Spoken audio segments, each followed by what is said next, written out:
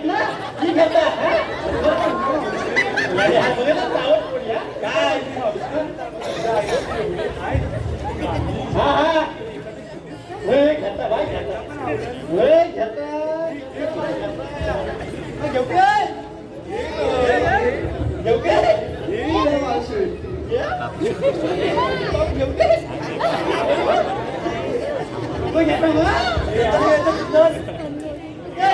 संजीव पकडा नाही तर वाहन घेऊन गेला मावशी म्हणण्यासाठी नाव आलं